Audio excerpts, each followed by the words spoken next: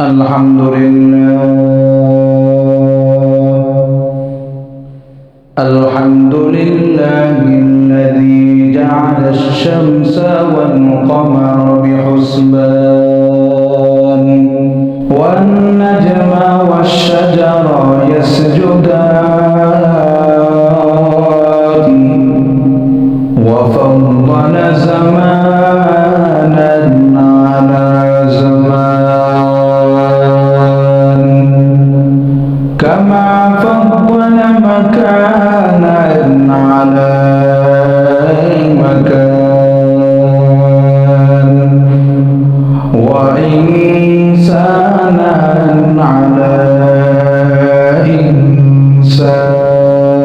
إنسان ونشهد أن لا إله إلا الله وحده لا شريك له لا ضد له ولا ند له ولا مثل له ونشهد أن سيدنا وسندنا وحبيبنا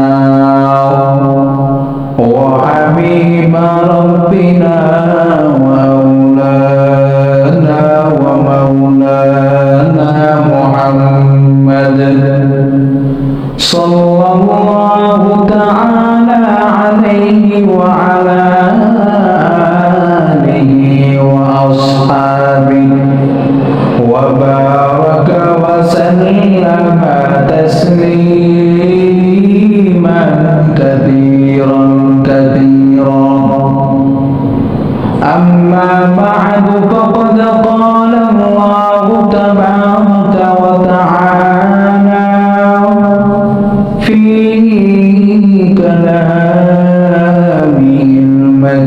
المجيد وفرقانه الحميد أعوذ بالله من الشيطان الرجيم بسم الله الرحمن الرحيم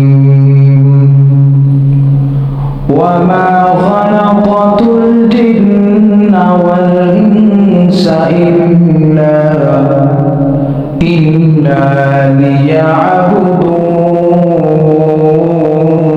ليعبدون صدق الله العلي العظيم وصدق رسوله النبي الكريم ونحن على ذلك من الشاهدين والشاكرين والذاكرين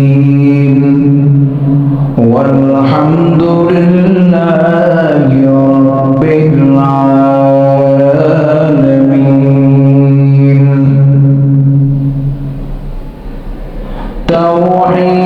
توحيدك أمانات سينو में है हमारे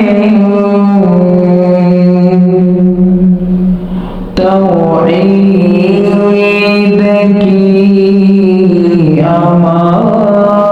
अमानत सीनों में है हमारे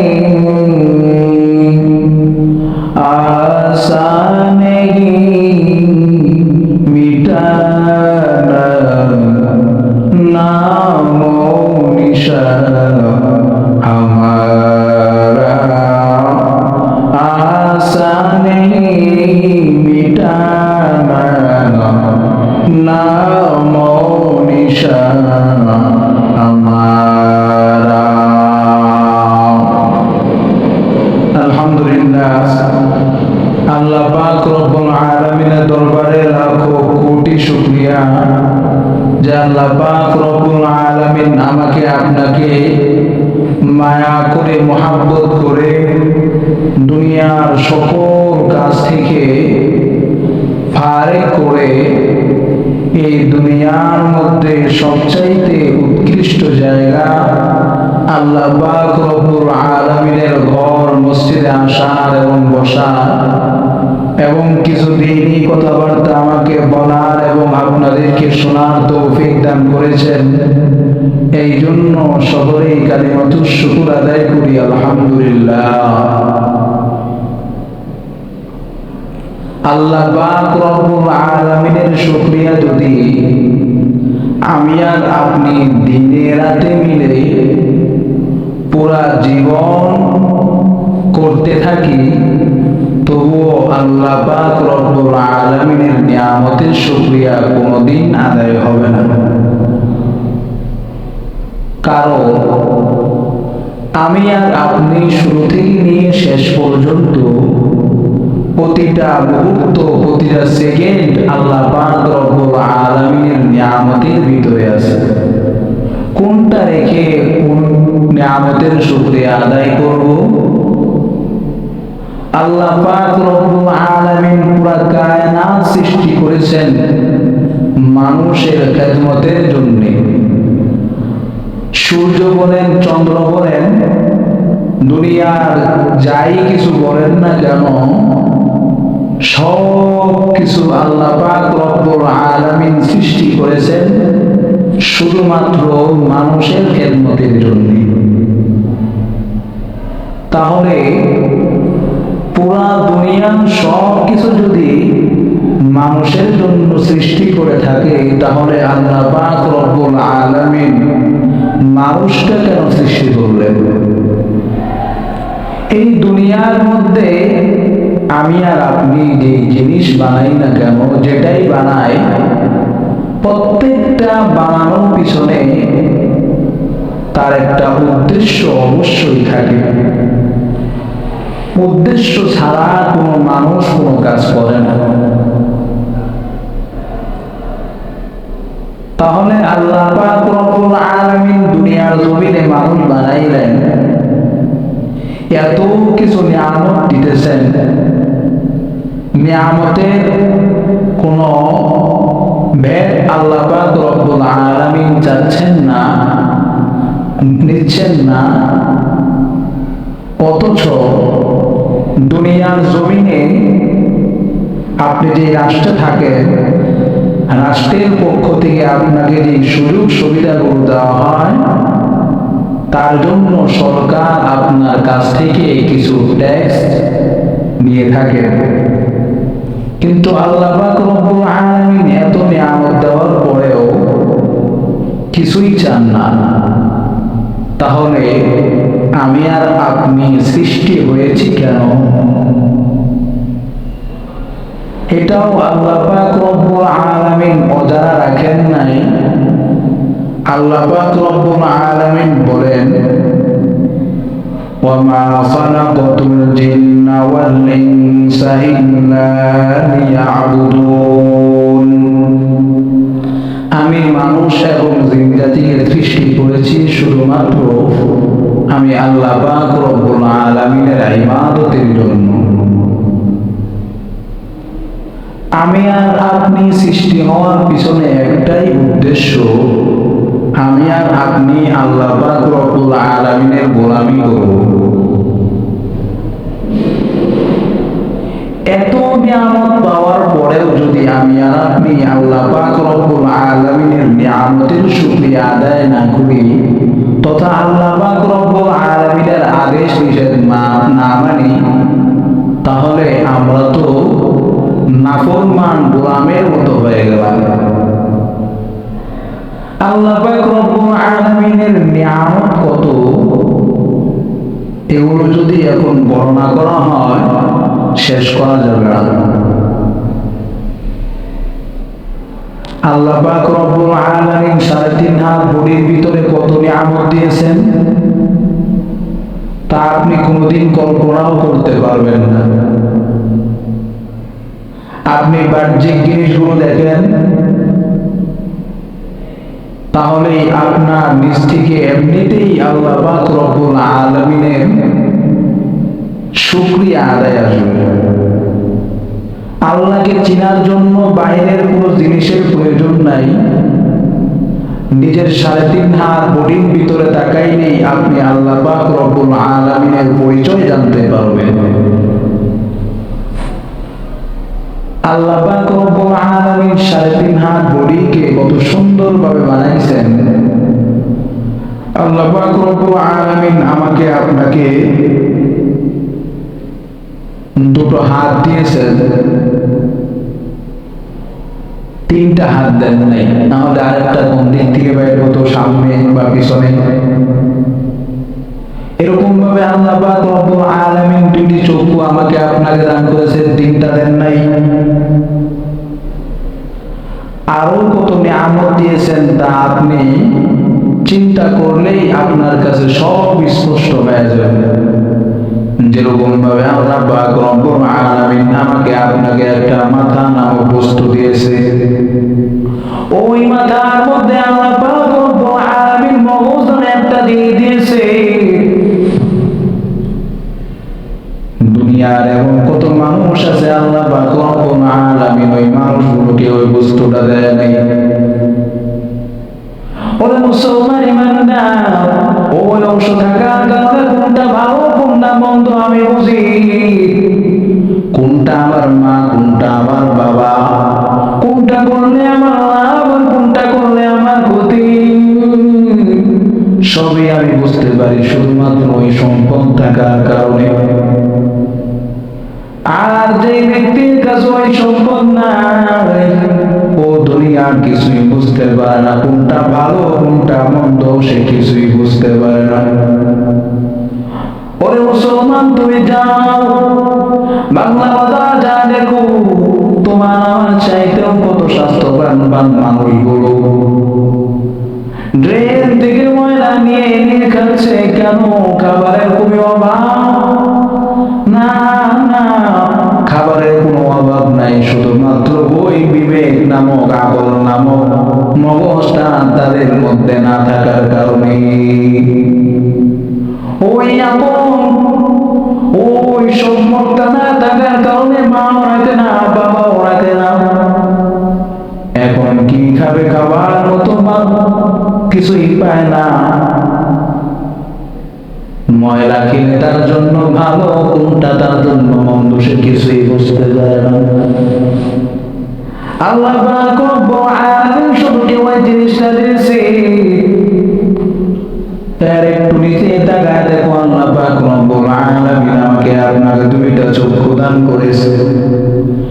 যে ব্যক্তির কাছে 2টা চক্ষু নাই, ওই ব্যক্তি বুঝে দুনিয়ায় চোখের কত বড় প্রয়োজন। দুনিয়া জমিয়ে ভূমিষ্ঠ হওয়ার পর মা দেখে না, বাবা দেখে না, ভাই কেউ দেখে না, বোন কেউ দেখে না, দুনিয়ার কিছুই দেখে না।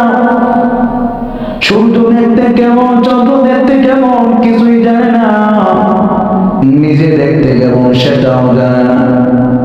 দুনিয়া জমিনে যার চক্ষু নাই তাই জিজ্ঞাসা করো, ভাই দুনিয়ার জমিনে তোমার কোন জিনিসের সবচাইতে বেশি প্রয়োজন?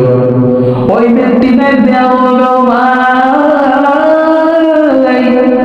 দুনিয়ার জমিনে আমার কিছুই চাই না, শুধু আল্লাহ পাক রব্বুল আলামিনের কাছে একটাই দাবি, ও আল্লাহ তুমি আমার চক্ষুটার ভালো করে দাও, যাতে আমি দুনিয়া জমিনটারে সচক্ষে দেখতে পারি। আর কত নিয়ামত আল্লাহ পাক রব্বুল আলামিন দিয়েছে, বিনিময় কিছুই চায় না। শুধু আল্লাহ পাক রব্বুল আলামিন বলে, বান্দা এত নিয়ামত দিতেছি, নিয়ামত ভোগ করো, বিনিময় আমি আল্লাহ কিছুই চাই না, শুধুমাত্র আমি আল্লাহকে আল্লাহ বলে ডাক দিবি।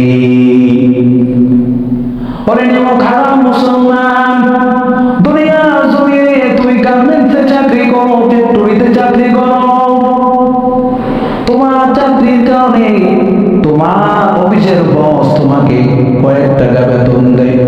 ওই বেতন দেওয়ার কারণে তুমি সকাল থেকে নিয়ে সন্ধ্যা পর্যন্ত স্যার বলতে বলতে তোমার জমানে শেষ হয়ে পেরেছো, কিন্তু ওই আল্লাহ এত নিয়ামতের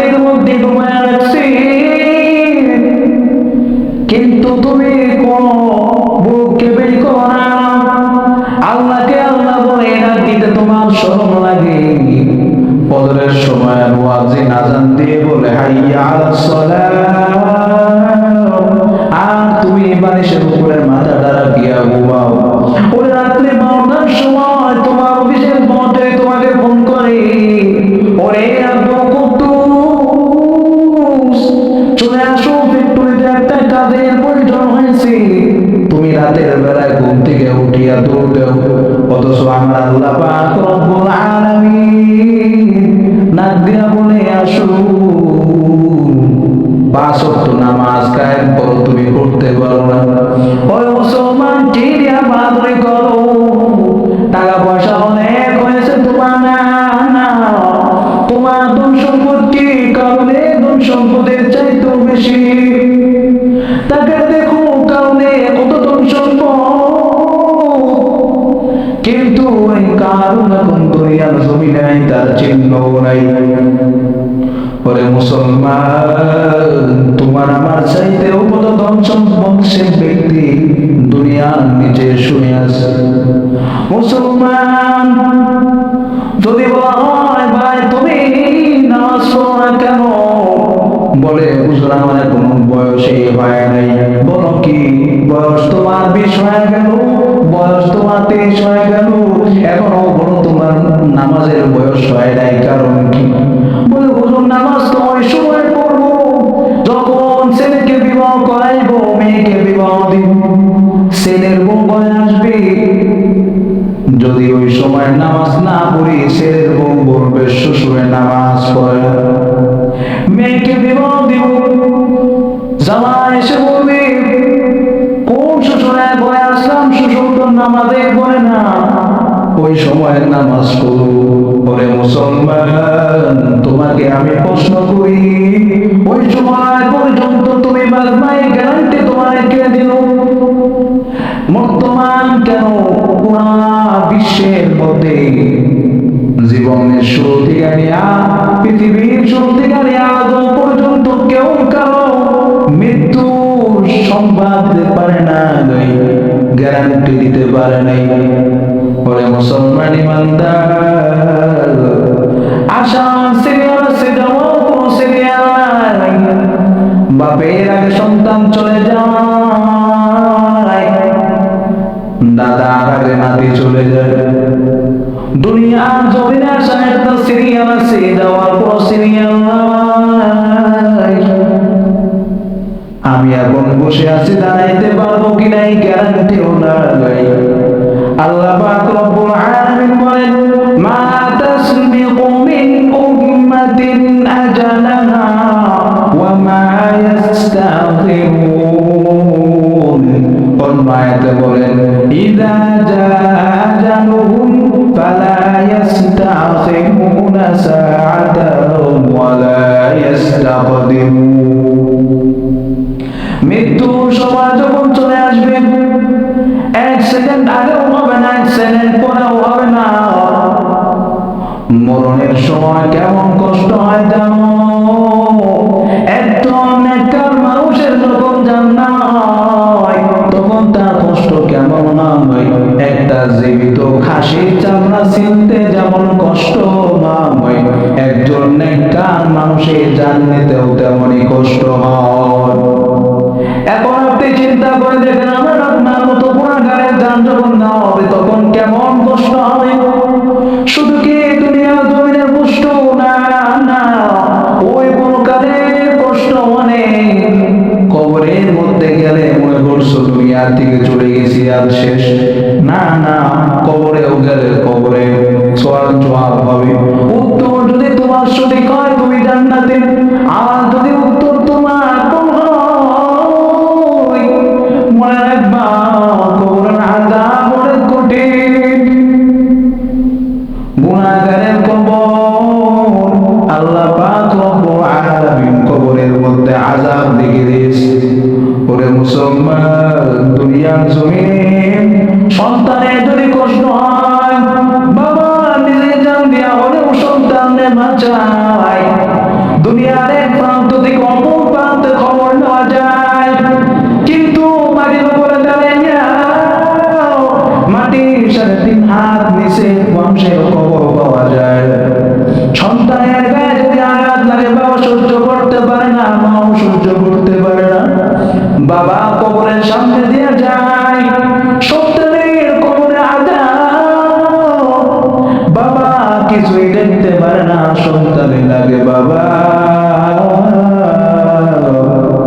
দুনিয়া জমিনে একটু কষ্ট হলে তুমি সহ্য করতে পারতা না, আজকে তোমার সন্তান কবরের মধ্যে আযাবের মধ্যে আছে আর তুমি বাবা করতেছো আমি অনেক কষ্টের মধ্যে আছি। দুনিয়া জমিনে কেউ বলে বন্ধু, কিন্তু পরকালে জমানা কেউ কার চিনবে, আমার সন্তানে চিনবে না, সন্তান মারে চিনবে না, চিনবে তো সবাই কিন্তু কেউ কাউরে পরিচয় দিবে না। সবাই আনাপসি বলবে, একটা আমলের জন্য জান্নাতে যাইতে পারে না, সন্তান যাবে মার কাছে, ও মা দুনিয়া জমিনে নিজে না খাইয়া আমারে খাওয়াইছো, নিজে না পড়িয়ে আমারে পড়াইছো, ও মা তোমার সন্তান আজকে একটা নেকির জন্য জান্নাতে যাইতে পারে না, একটা নেকি দাও যাতে আমি জান্নাতে যাইতে পারি। মা ডাক দিয়ে বলবে, কিসের সন্তান, আমার তো বিবাহ হয় না। সন্তান যাবে বাবার কাছে, আর মা বাবা কি উত্তর, ভাইয়ের কাছে যাবে ভাই কি উত্তর দিবে, বোনের কাছে যাবে বোনে কি উত্তর দিবে, কিছুই করার নাই। ওই পরকালে সামানা যদি তুমি না নিয়ে যাও তাহলে তুমি পরকালে ধরা খাইবা। এই জন্যই সময় থাকতে কোনো উন্নতি কামনা, সময় ফুরিয়ে গেলে আর পাইবা না। এই কারণে দুনিয়ার জমিনে থাকতে আখিরাতের সামানগুলো প্রস্তুত করা দরকার। আল্লাহ পাক রব্বুল আলামিন আমাদেরকে দুনিয়ায় থাকতে আখিরাতের সামান নিয়ে যাওয়ার তৌফিক দান করুন।